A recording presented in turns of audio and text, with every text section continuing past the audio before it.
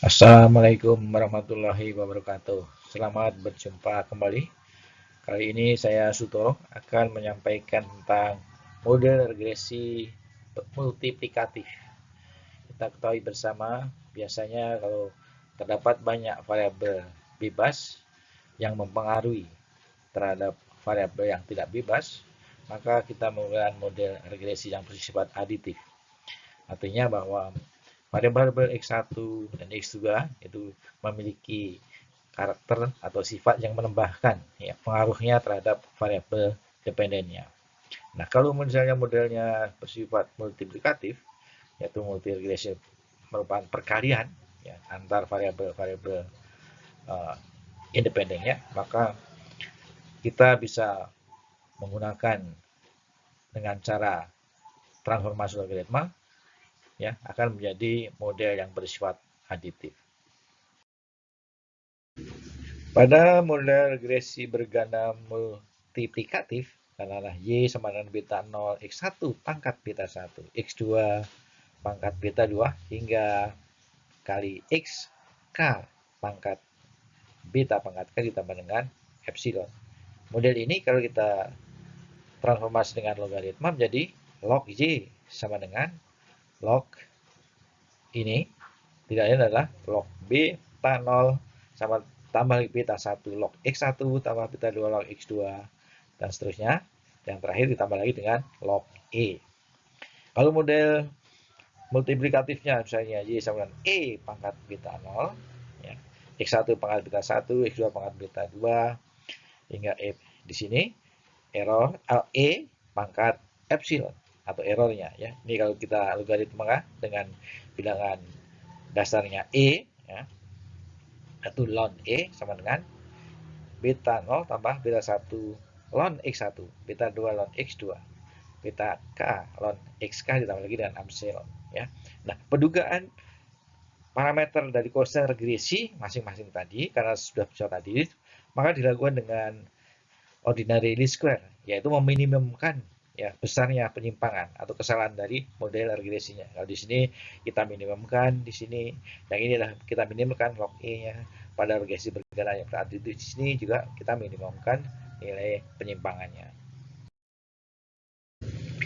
Penerapan model regresi multiplikatif diantaranya pada pendugaan fungsi produksi Cobb-Douglas ya, yang dinyatakan sebagai Y nilai fungsi produksinya sama dengan beta 0 kali X1 pangkat beta 1, X2 pangkat beta 2 hingga XK pangkat beta K. Jadi X1, X2, XK adalah faktor-faktor produksi yang mempengaruhi tingkat produksinya.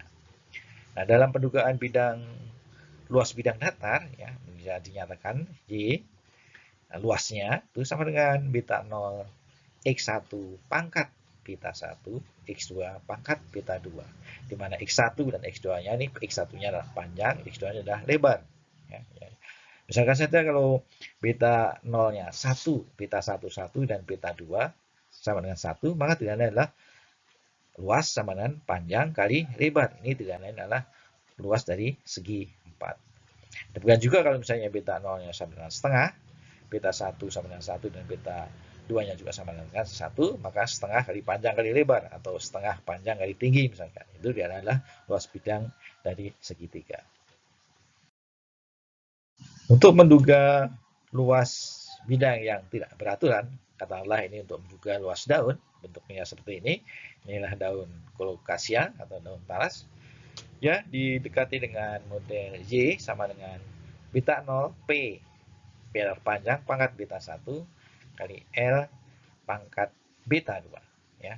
Ya, di sini kalau modelnya seperti ini, kalau misalnya dalam hipotesisnya beta 1 ini sama dengan 2, ya, maka model ini bisa disederhanakan jadi Y sama dengan beta 0 P kali L pangkat beta 1 ya. Nah, kalau hipotesisnya di sini beta 1-nya ternyata sama dengan 1 ya, diterima, maka model menjadi Y sama dengan beta 0 P kali L ya. Maka luas daun ini diduga dengan P0 kali P kali L. Untuk mendapatkan penduga parameter dari model regresi multiplikatif, maka bisa kita menggunakan Microsoft Excel. Ya.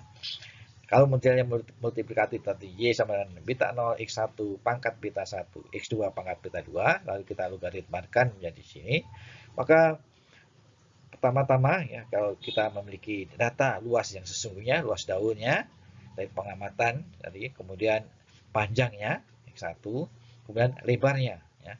Nah, kalau kita menggunakan model log Y sama dengan log B0 plus log B1 log X1 tambah B2 log X2 ya, maka di sini luasnya ini ditransformasi dengan logaritma ya. Ini karena logaritma dengan bilangan dasarnya 10 ya. Log luas, jadi log daripada 178 ini tidak adalah 2,25. Kemudian log P juga begitu. Jadi di sini kita logkan, kemudian dan L lebarnya kita logkan.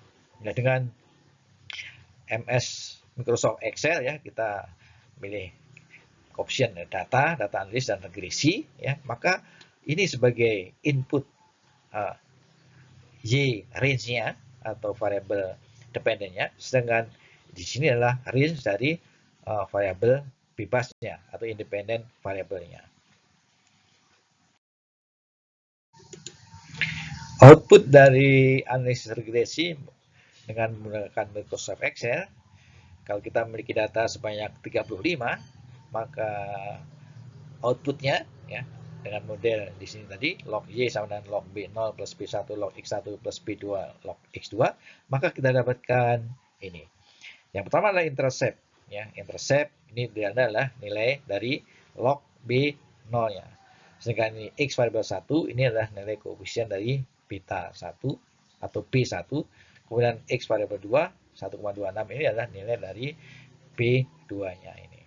Nah, kalau lihat di sini maka dari segi p-value-nya, maka variabel X1 dan X2 di sini nyata mempengaruhi dari nilai log Y-nya itu sendiri. Nah, di sini kalau kita lihat koefisien intercept-nya ya minus 0,03 ya. Di sini nilai T statistiknya dan p-value 0,19. Di sini kalau pada peluang p-value kita tetapkan 0,05 atau 5%, maka di sini dikatakan tidak nyata, artinya di sini sama dengan 0, sehingga kalau kita memiliki hipotesis log beta 0 sama dengan 0, maka diterima ya. Kalau diterima maka log beta 0 sama dengan 0, maka artinya beta 0-nya itu sama dengan 1. Nah, kemudian di sini untuk melihat apakah model regresi multiplikasi tadi beta 1 sama dengan beta 2 ya. Nah, di sini kita lihat koefisien beta 1 dan beta 2-nya. Ya, di sini koefisien B1 B2-nya di 0,74 dan 1,26. Di sini kita lihat selang kepercayaannya atau confident interval dari nilai beta 1 dan beta 2, maka di sini tidak ada overlap. Kalau tidak overlap, maka beta 1 tidak sama dengan 2, sehingga hipotesis beta 1 sama dengan dia ditolak, jadi berbeda. Oleh karena itu, model penduganya ya menjadi Y sama dengan P ya, pangkat beta 1 kali L pangkat beta 2 ya, ini. Karena apa? B0-nya sama dengan 1, sehingga modelnya menjadi ini tanpa intercept. Dengan menggunakan data yang sama, jadi dengan data 35, maka pendugaan regresi dengan tanpa intercept kita peroleh sebagai berikut. Jadi di sini karena tanpa intercept, maka hasil output dari Microsoft Excel ya kali koefisiennya sama dengan 0 di sini ya. Maka beta 1 dan beta 2 penduganya adalah 0,6941 dan 1,2886. Nah, di sini kalau kita ingin menguji apakah beta 1 sama dengan beta 2 ya, kita lihat over di selang kepercayaan atau confidence interval pada tingkat kepercayaan 95%. Maka di sini ternyata nilai terbawah dan nilai teratasnya ya, dan nilai terbawah dan nilai teratas dari nilai beta yang lainnya ternyata tidak overlap, maka dikatakan di sini beta 1 berbeda dengan beta 2-nya. Oleh karena itu penduga regresinya jadi di sini log Y sama dengan ini pita satunya adalah 0,6941 ya kali log P ditambah pita 2 penduganya adalah 1,2886 log Y, atau Y sama dengan P pangkat 0,6941 kali L pangkat 1,2886. Nah, bagaimanakah model pendugaan ini? Apakah bagaimana nilai sisanya, nilai penyimpangannya ya, berdasarkan nilai plot ya, nilai residu dengan nilai dugaannya, ya, maka nilai varian atau keragaman dari nilai kesalahannya mungkin dapat dianggap konstan, jadi memiliki karakter homoscedasticity. Penerapan model multiplikatif bisa juga digunakan untuk duga misalnya saja bobot ya, bobot dari suatu benda atau hewan ya, hewan di sini sebagai contoh dalam gambar ini misalnya ikan ya, bahwa bobot ikan itu mungkin ya dipengaruhi oleh misalnya panjangnya ikan, kemudian lebarnya ikan ya, kemudian tingginya ikan ya. Jadi kalau bobot bisa diperoleh melalui ditimbang ya, sedangkan panjang dari ikan tinggi mohon ketebalan badan ikannya ya mungkin bisa diukur melalui berdasarkan data image ya.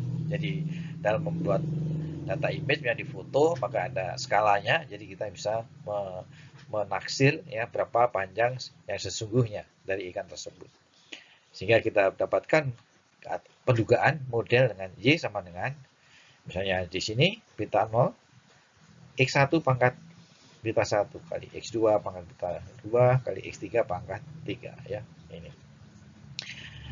Jadi mungkin koefisien bitanya ini mungkin bisa kita anggap sebagai koefisien bentuk ya, koefisien bentuk ya. Bisa juga untuk menduga misalnya ada hewan ternak kambing ya, berdasarkan berat ya kita timbang beratnya berapa, panjang badan berapa, tinggi ya. Biasanya lingkar dadanya ya.